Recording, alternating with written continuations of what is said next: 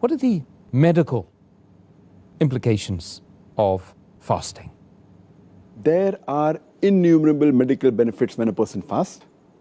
I'll just mention a few of them. It organizes the heartbeat and relaxes it. It reduces the pressure on the heart arteries, and it reduces the fat, the cholesterol, as well as the acids. It releases the pressure on the liver. Fasting also decreases the secretion of the digestive glands, which normally causes ulcer. There are less chances of having kidney stones when a person fasts. Fasting is also helpful in non-insulin dependent diabetes. And fasting is also helpful in reducing the weight. Fasting as a whole, it is beneficial for the whole digestive system as well as central nervous system. Fasting helps in removing the toxins from the body. Fasting increases the immunity of the body. Fasting also reverses the aging process. It increases the longevity, lifespan of a human being. Fasting also helps in creation of more of T cells, which are known as killer cells. And fasting as a whole, it rejuvenates and overhauls the complete body. And there are various diseases which are helped when a person fasts. For example, a person who is suffering from certain diseases, and if a person fasts, it's helpful for him. For example, in cardiovascular diseases, if a person is suffering from asthma, from arthritis, from digestive disorders, if he's suffering from lupus, from skin disorders, if he's suffering from non-insulin dependent diabetes, there are various, so list can go on and go on. And it is even helpful in removing a person who's addicted to things which are haram, and even medically they aren't good. For example, smoking, or a person who is an alcoholic, or a person who's a chain smoker. Fasting helps him in breaking this wrong habit and addiction. Let's move on to the next question. Relates to the science behind the benefits of fasting. There are some people, and I want to know whether they're right or not, who say that fasting actually has some harmful effects on a person, psychological, social, physical, etc. Is that correct? Several researches have been done by many scientists as far as fasting is concerned, and what effect does it have in various aspects of the human body. And scientists will tell us that when a person takes in food, it increases the metabolism of the body. When the food intake is reduced, or when a person fasts, the body metabolism rate goes down by about 22%. And if you fast continuously for several days or for a month, then this stabilizes at a lower rate. So the body metabolism rate is reduced by fasting. Further, there was research done on various groups of male and female Muslims who had fasted, and it showed that there was a slight reduction in the body weight, but there was an increase in the glucose level. As far as all the other things are concerned, it remained constant, whether it was the testosterone or the cortisol, whether it was sodium, potassium, urea, whether it was cholesterol, whether it was HDL, high density lipoprotein, whether it was LDL, low density lipoprotein, whether it was TG, the triglyceride, all these, the body level, they remained the same.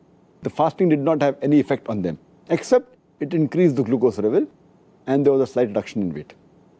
When another research was conducted in Iran, where some men fasted for about 17 hours, for about 30 days in the month of Ramadan, it showed that it had no effect on the male reproductive hormone, on the testosterone.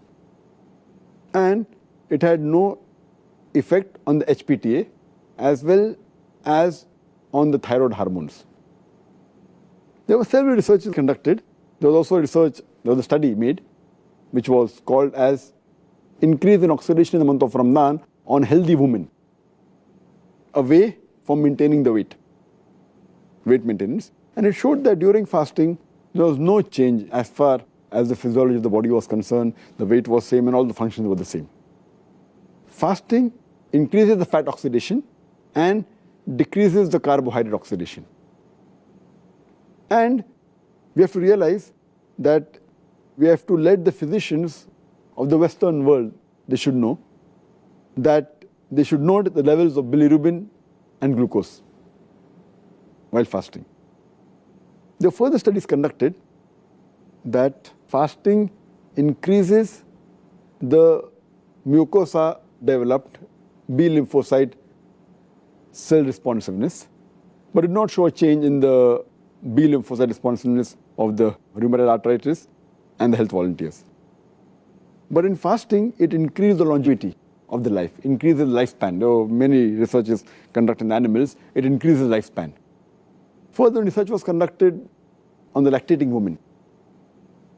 When they fasted, the fasting did not increase or decrease. There was no change in the milk volume, as well as the content of the milk. The glucose level was the same, the fat concentration was the same, the lactose content was the same. There was no change per se as far as the lactating mothers were concerned. There were researches done regarding fasting's effect on menstruating women, as well as the reproductive cycle. And when the research was done, there was no change whatsoever. There wasn't any change in the menstrual cycle in fasting, or there was no negative effect, no positive effect. So it is wrong to say that fasting has an ill effect. There are many benefits which we discussed earlier. But there are certain positive points that fasting has helped in certain diseases. For example, rheumatoid arthritis, osteoarthritis, it helps. And what we realized that when researches were done, that on animals, when they are sick, they don't prefer having any food. Same thing with the children. When children get sick, they don't prefer having food. It is the family members who force them to have food. And research has shown that when food is taken when a person is sick, it prevents him from getting well early. It hampers the immune system. So when a person fasts when he's seriously ill, it helps him to recover faster. That's the reason now we find that there are many treatments which include fasting for various diseases which are followed by the Western world. Because when a person fasts, his body gets rest and the toxins are removed from the body, so it helps him to recover faster. And fasting is also good to change the behavioral pattern. And if a person is addicted, or a person is alcoholic, as I mentioned earlier, or is a chain smoker, if he fasts, it's a good point that he can stop it throughout his life. And people who are habituated to things like tea, coffee, junk food, when they fast and they stay away from it, when the taste buds they don't have for the full month, the taste buds don't crave for that, and when they have healthy food, they start liking it. So it's a good time to stay away from junk food. If you can do it for 1 month, you can do it throughout your life. Yes. And there are certain diseases. For example, insulin-dependent diabetes. A person who's suffering from insulin-dependent diabetes, he should not fast because he has ketosis. Normally, the ketones are used as a source of energy. But if a person has insulin-dependent diabetes, he's unable to use this. So therefore, a person who has insulin-dependent diabetes, he should not fast. But naturally, if he takes insulin and fasts and with the medical advice, it's fine. But the other type of diabetes, which is more common, non-insulin dependent diabetes, fasting is helpful for that. And as I mentioned earlier, it's helpful in various diseases like cardiovascular disease, asthma, arthritis, digestive tract diseases, in lupus, in skin disease. You can name a list of diseases in which fasting is of great benefit.